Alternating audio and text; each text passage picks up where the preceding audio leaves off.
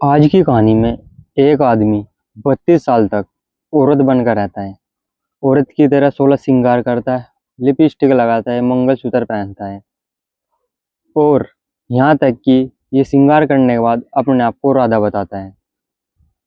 कुछ लोग उस पर हंसते हैं, कुछ लोग उसका मजाक उड़ाते हैं, लेकिन सच्चाई जानने के बाद जो लोग उस पर हंसते हैं वे उससे हमदर्दी करते हैं। ये कहानी यूपी की है, लगभग 1960-70 के आसपास की।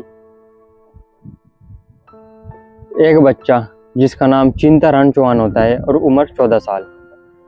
14 साल की उम्र में उसकी चिंतारानी की शादी हो जाती है और शादी के कुछ सालों से पहले, कुछ महीनों में ही पत्नी की मृत्यु हो जाती है। इसके बाद चिंताराम यूपी छोड़कर कोलकाता चला जाता है। वहाँ पर मजदूरी, छोटा मोटा काम करता है, लेकिन फिर उसे एक डिलीवरी मैन का काम मिल जाता है कि मजदूरों को खाना पहुँचाना। और जिस खाना बनाने के लिए जिस दुकान से वो राशन लेता था, तो वह दुकानदार चिंताराम से अपनी बेटी की शादी के लिए पूछता है, तो चिंताराम हाँ कर देता है और वह कोलकाता में उस बंगाली लड़की से शादी कर लेता है। ये शादी के बाद जो चिंताराम के साथ उसके गांव से कुछ लड़कियां हुए थे, ये शादी की बात गांव में बता देते हैं और गांव में चिंताराम के माता पिता और लोगों को पता चल जाता है।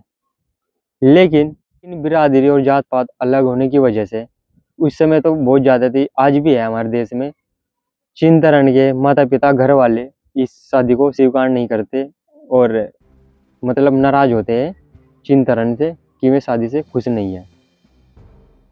ऐसे ही चिंताराम कई महीनों तक कोलकाता में रहता है, लेकिन एक दिन सुबह ही चिंताराम की पत्नी उठकर देखती है कि चिंताराम घर पर नहीं है, क्योंकि चिंताराम अपने माँ बाप से मिलने के लिए और उन्हें मनाने के लिए यूपी गांव आ गया था।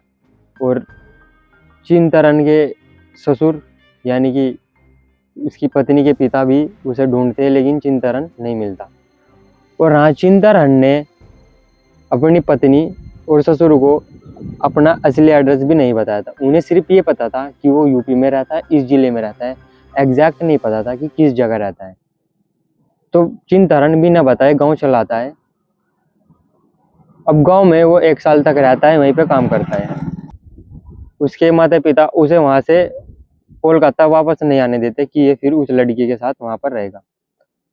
अब 1 साल के बाद चिंताराम को रियलाइज होता है कि मैं बिना बताए अपनी पत्नी को छोड़कर आ गया, तो मैंने अच्छा नहीं किया। तो वो वापस मिलने के लिए जाता है और जब वो वहां पर अपने ससुर से मिलता है तो ससुर उसे देखकर रोने लगता है। अब चिंताराम उससे पूछता है कि क्या हुआ। ससुर उसको बताता है कि तुम्हारे जाने के बाद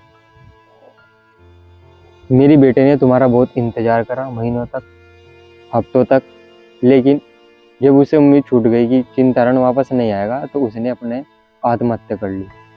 ये सुनने के बाद चिंताराम अंदर से टूट जाता है। उसे बहुत अफसोस होता है कि मेरी वजह से मेरी वाइफ ने सुसाइड कर लिया। अब चिंताराम का कोलकाता में रहने का कोई मतलब नहीं था, तो वापस फिर गांव आ जाता है यूपी में। वहाँ पर काम वगैरह करता है, ठीक है। अब घर वाले सोचते हैं कि चलो जो हो गया सो हो गया, उसकी तीसरी शादी करा देते हैं। अब तीसरी शादी होने के बाद चिंताराम के 3 बच्चे हो जाते हैं और भी मतलब 5-6 बच्चे हो जाते हैं। अब शादी के कुछ सालों बाद ही चिंताराम के सपने में उसकी बंगाली वाइफ आने लगती है। वो बंगाली वाइफ उसके सपने में आकर कहती है कि तुमने मेरे साथ अच्छा नहीं किया कि तुम मुझे बिना बताए चले गए और मैंने आत्महत्या कर ली। कई महीनों तक, सालों तक ऐसे ही वो उसके सपने में आती है। जैसे ही वो सपने में आना स्टार्ट होती है, तभी चिंताराम के परिवार में मौत होना स्टार्ट हो जाती है। पहले उसके सही सलामत पिता की मौत होती है, फिर उसके छोटे भाई, फिर बड़े भाई, फिर यहाँ तक कि उसके 3 बच्चों की भी मौत होती है। ऐसे कर करके चिंताराम के परिवार में 14 लोग मर जाते हैं। चिंताराम सपने में ही अपनी वाइफ से माफ़ी मांगता है कि मैंने तुम्हारे साथ गलत किया, मुझे बिना बताने नहीं आना चाहिए था, मुझे माफ़ कर दो। अब चिंताराम के सपने में उसकी बंगाली वाइफ उसे बोलती है, ठीक है मैं तुम्हें माफ़ कर दूंगी, लेकिन मैं तुम्हें छोड़ना भी नहीं चाहता। ऐसे ही तुम आज से तुम्हें औरत बनकर रहना पड़ेगा। तुम ऐसे ही 16 श्रृंगार करोगे, मंगलसूत्र लगाओगे, सुबह ही उठकर लिपस्टिक सिंदूर वगैरह लगाओगे और साड़ी पहनकर घर से बाहर निकलोगे। ये बात चिंतन एक्सेप्ट कर लेता है और उस दिन से औरत बनकर ही रहता है। जिस दिन पहली बार और ये औरत बनकर रहना स्टार्ट करता है, सुबह ही उठकर साड़ी पहनता है और मंगलसूत्र वगैरह लगाता है, तो लोग उस पर हंसते हैं, मजाक बनाते हैं।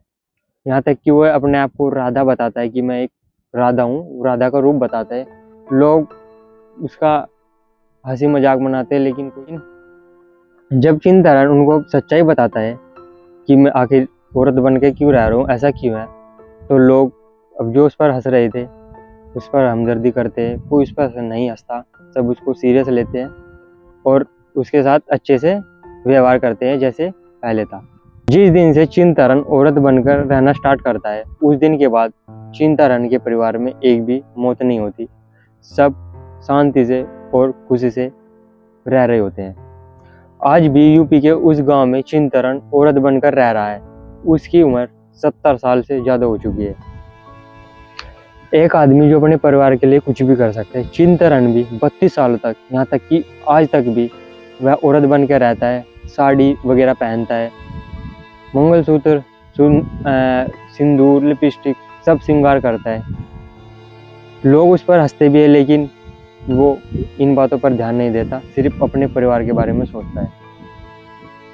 दोस्तों, ये थी आज की कहानी। मिलते हैं अगले वीडियो में।